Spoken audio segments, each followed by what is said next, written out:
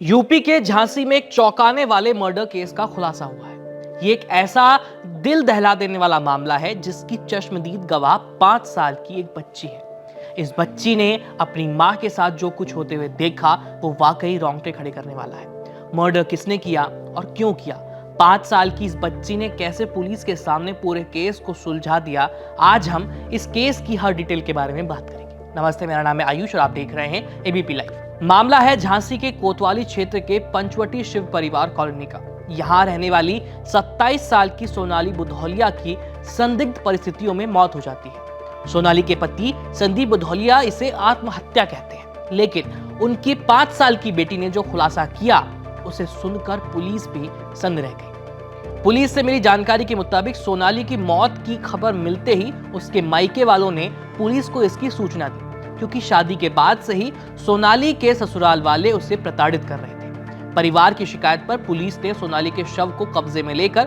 Postmortem के लिए भेज दिया और इस मामले में छानबीन शुरू कर दी। पोस्टमार्टम कराने के बाद मायके वाले सोनाली का शव लेकर के अंतिम संस्कार करने चले गए। मायके वालों ने सोनाली के पति और उसके ससुराल वालों को अंतिम संस्कार नहीं करने दिया और उन्हें वहां से भगा दिया।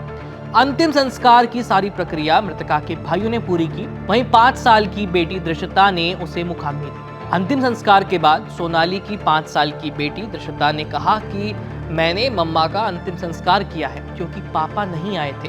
पापा ने मम्मा को मार दिया, इसलिए वो नहीं आए। पुलिस उनको ढूंढकर जेल में डाल देगी। छोटी बच्ची की ये बातें सुनकर वहां मौजूद सभी लोगों को शक हुआ।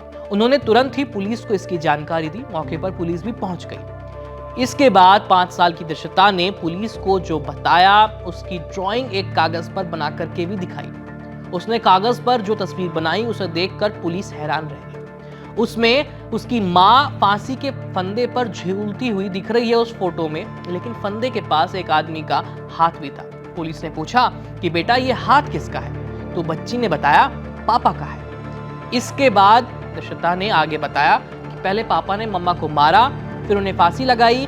फांसी लगाने के बाद उनके सिर पर ईंट भी मारी और फिर एक बोरी में बंद करके उनको फेंक दिया।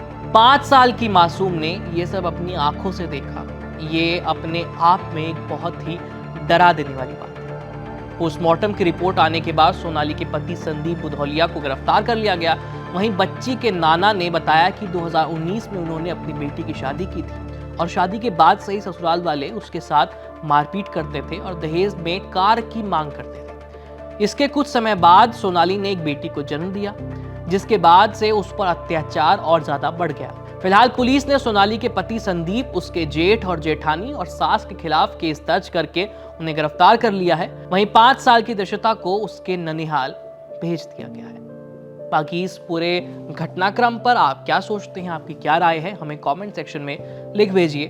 मेरा नाम है आयुष, देखते रहिए ABP live.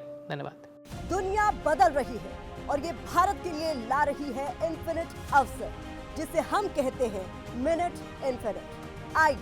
Ideas of India के मंच पर समझे इसी मिनट इन्फिनिट को 21 और 22 फरवरी abplive.com पर।